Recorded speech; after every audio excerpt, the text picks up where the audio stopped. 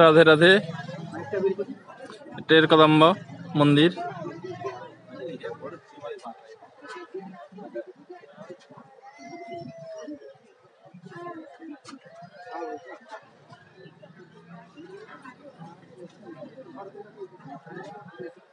আমাদের সঙ্গে এই সমস্ত ভক্তবৃন্দরা এসেছে। রাধে রাধে।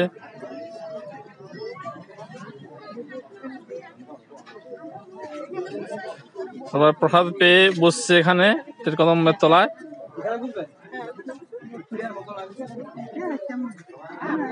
জয় রাধে রাধে।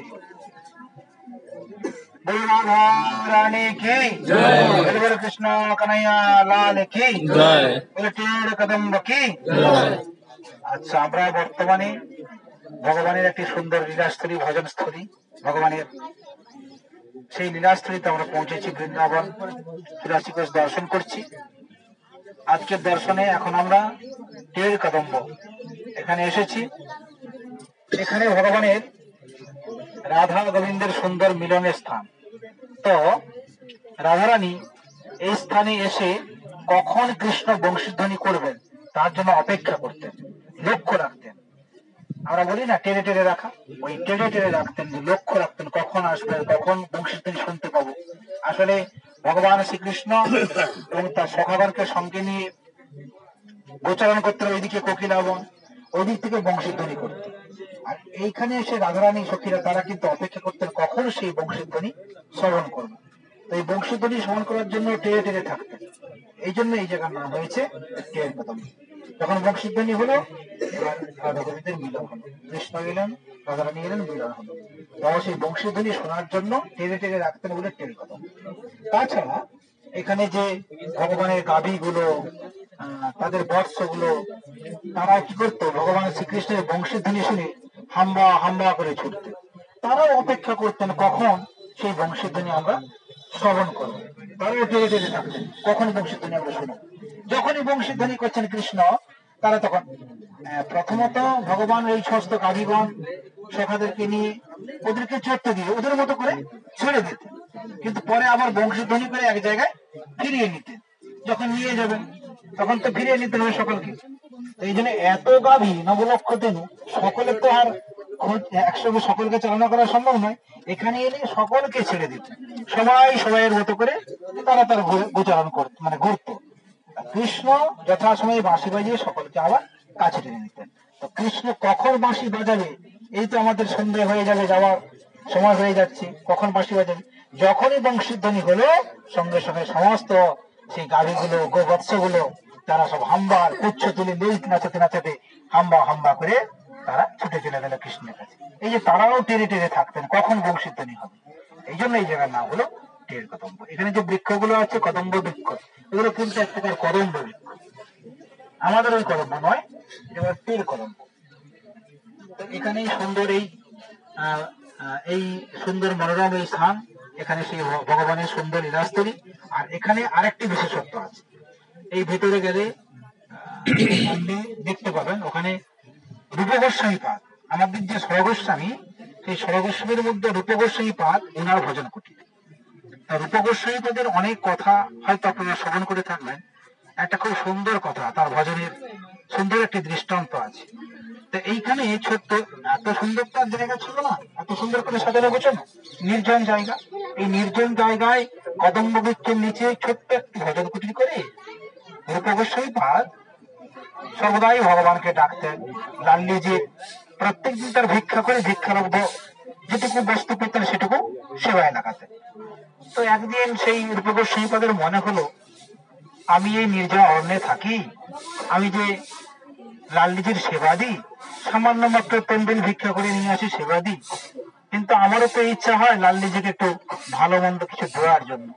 কোথা থেকে দিব নির্জন অরণ্যে?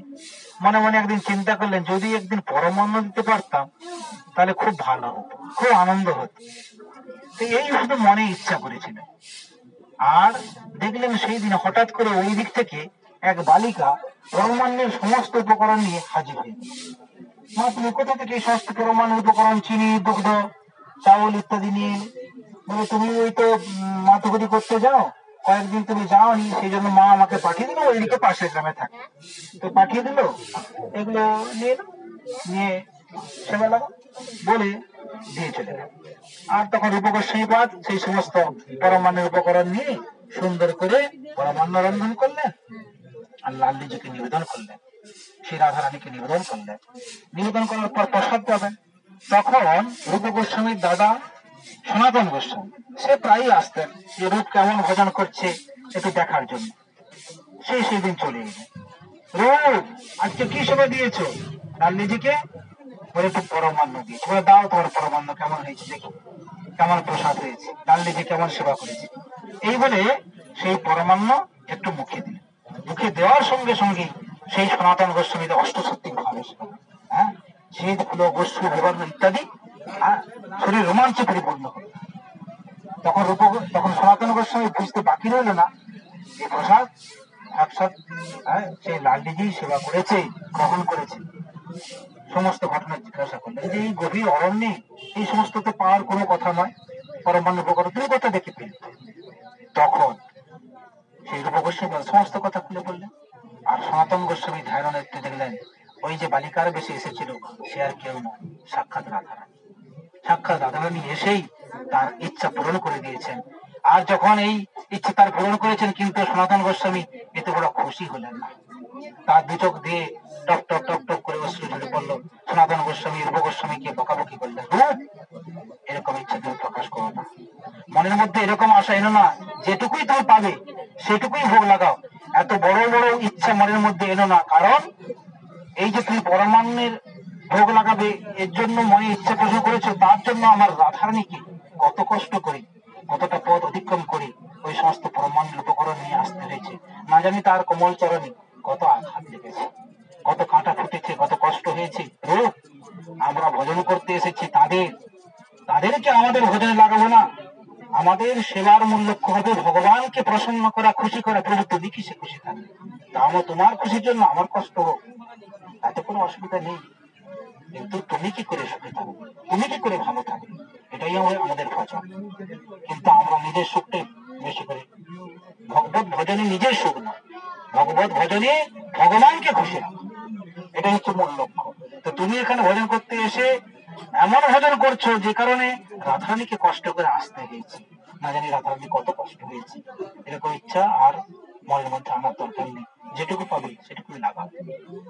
বলে রাধা রানী কি, বলে রূপ গোস্বামী পাদ কি, বলে সনাতন গোস্বামী পাদ কি, বলে কৃষ্ণ কানাইয়া লাল কি, বলে টেড়ে কদম্ব কি।